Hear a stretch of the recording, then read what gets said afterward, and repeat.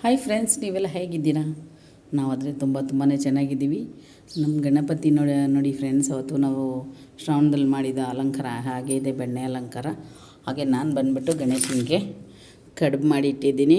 ಗಣೇಶನಿಗೆ ಯಾಕಂದರೆ ಈ ಪೂಜೆಯಲ್ಲಿ ಕಡುಬು ಅಂದರೆ ತುಂಬ ಇಷ್ಟ ಅಂತ, ಅದಕ್ಕೋಸ್ಕರ ನಾನು ಕಡುಬು ಮಾಡಿಕ್ಕಿದ್ದೀನಿ ನೋಡಿ ಫ್ರೆಂಡ್ಸ್.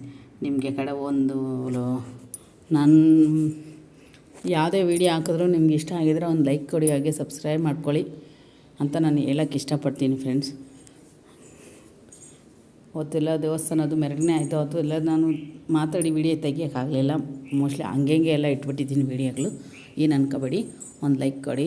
ಇವರು ನಮ್ಮ ಮನೆ ದೇವರು ನರಸಿಂಹಸ್ವಾಮಿ, ಅವ್ರಿಗೂ ಇಟ್ಟಿದ್ದೀನಿ ನೋಡಿ ಕಡುಬು ಮತ್ತು ಬೆಲ್ಲದನ್ನ ಎಲ್ಲ ಇಟ್ಟಿದ್ದೀನಿ. ಅವ್ರಿಗೂ ಪೂಜೆ ಮಾಡಬೇಕಲ್ಲ, ಅದಕ್ಕೆಲ್ಲ ಇಟ್ಟು ಮಾಡಿದ್ದೀನಿ ನೋಡಿ. ಹಾಗೆ ಆಂಜನೇಯ ಸ್ವಾಮಿ ಅವ್ರದ್ದು ಬೆಣ್ಣೆ ಅಲಂಕಾರ ಹಾಗೇ ಇದೆ, ಇನ್ನು ಬೆಣ್ಣೆ ಅಲಂಕಾರ ಏನು ತೆಗೆದಿಲ್ಲ, ಹಾಗೆ ಇಟ್ಟಿದ್ದಾರೆ. ಅದು ಆ ಆಂಜನೇಯ ಬಂದ್ಬಿಟ್ಟು ಫಸ್ಟ್ ನಾವು ಸ್ಟಾರ್ಟಿಂಗಲ್ಲಿ ತೊಗೊಂಬಂದಿದ್ದು ಆಂಜನೇಯ, ಅವ್ರನ್ನೇ ಫಸ್ಟ್ ನಾವು ಮಾಡಿಸಿದ್ದು.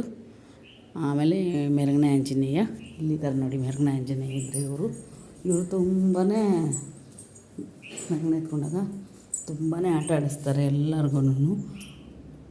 ರೌಂಡ್ ಓಡಿಸೋದು ತುಂಬಾ ಇದು ಮಾಡ್ತಾರೆ ಫ್ರೆಂಡ್ಸು. ನಾನು ತುಂಬ ಸ್ಲೋ ಆಗಿ ಮಾತಾಡ್ತಿದ್ದೀನಿ, ಏನು ಅನ್ಕೋಬೇಡಿ. ಹಾಗೆ ಇವರು ಬಲಿಪೀಠಗಳು ಅವ್ರಿಗೆಲ್ಲ ಪ್ರಸಾದ ಇಟ್ಟಿದ್ದೀನಿ.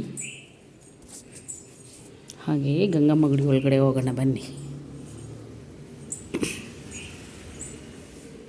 ನೋಡಿ ಫ್ರೆಂಡ್ಸ್, ಗಂಗಮ್ಮ ನೋಡಿರ್ತಿರಲ್ಲ ನೀವು, ಅವತ್ತು ಹೆಂಗೆ ಆಡಿಸಿದ್ದಾರೆ ಅಂತ ನಾನು ವಿಡಿಯೋ ಎಲ್ಲ ಹಾಕಿದ್ದೀನಿ ನೋಡಿ ಫ್ರೆಂಡ್ಸ್.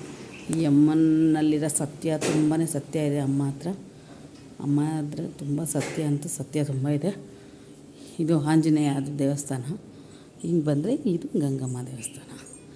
ನೋಡಿದ್ರೆ ಫ್ರೆಂಡ್ಸ್, ಎತ್ಕೊಂಡ್ರಂತೂ ಎಷ್ಟು ಜನ ಇಟ್ಕೊಂಡ್ರು ಅಮ್ಮ ಹಂಗೆ ರೌಂಡ್ ಓಡಿಸ್ತಾ ಇರ್ತಾರೆ ತುಂಬಾ.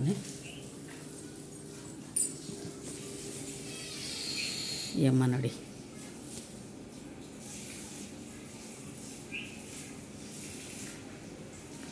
ಈ ಅಮ್ಮನ ಅರ್ಶಿನ ಎಲ್ಲ ಉದುರೋಗ್ತಿದೆ.